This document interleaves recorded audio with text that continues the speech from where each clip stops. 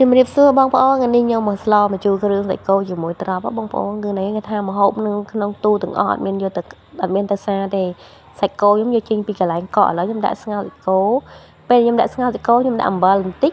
ហើយនឹងប៊ីចេងបន្តិចបងប្អូនប៉ុន្តែដាក់តិចហ្នឹងពេលដែលខ្ញុំភ្លក់ទៅគឺថាអត់មានរសជាតិប្រៃតែរសជាតិឡែម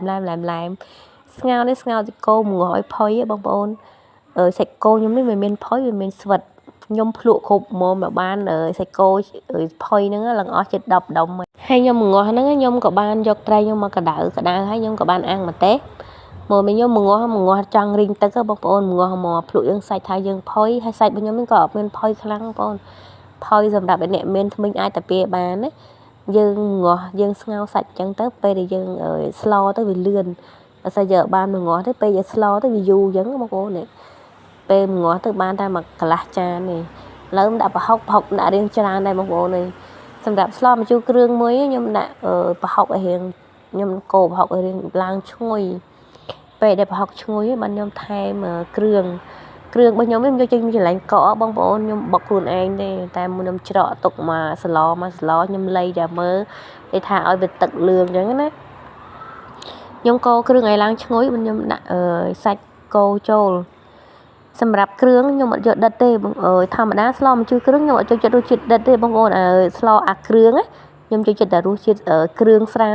រសជាតិដិតហ្នឹងហូបទៅវាស្កាតមាត់ហ្នឹងសម្រាប់ខ្ញុំណា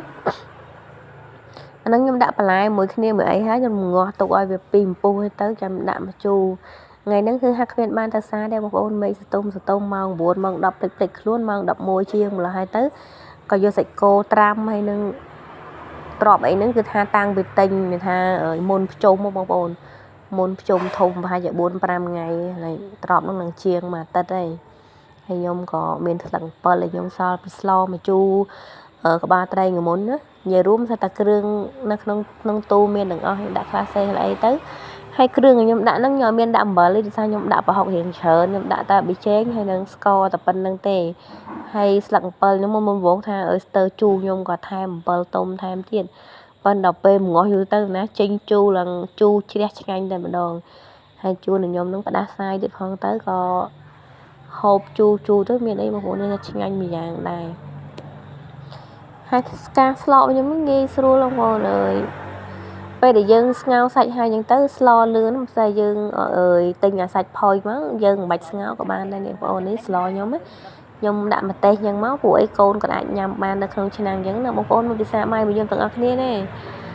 ហើយសម្រាប់ស្លម្ជូរគ្រឿងខ្ញុំហូបអត់សូវបានច្រើនស្លម្ជូរស្រែបើខ្ញុំហូបបានច្រើនអាចហូបសឡបានហើយអាចលេខបាយពេញមួយចានធំតែម្ដងតែបើស្លម្ជូរគ្រឿងមិនទេ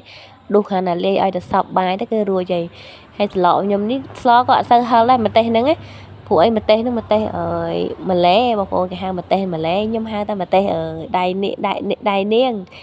ហើយដាក់អញ្ចឹងទៅវាអត់សូវហឹលដាក់ក្នុងចានហ្នឹងវាដូចពេលដែលយើងអាំងហើយទៅអត់មានហឹលសោះប៉ិនមកខ្ញុំបងនៅក្នុងសឡកាត់ទាំងកង់ទៅខ្លាចហឹលកូនបើគាត់ញ៉ាំអាកាសអញ្ចឹងណាម្ល៉េះហើយទៅខ្ញុំក៏កាត់ដាក់កង់ដាក់ក្នុងចានហ្មងទៅស្រួលកុំបើសិនជាកូនបងគាត់ចង់ញ៉ាំម្ទេសគាត់ដួសពីក្នុងចានខ្ញុំទៅហើយបើកូនបើ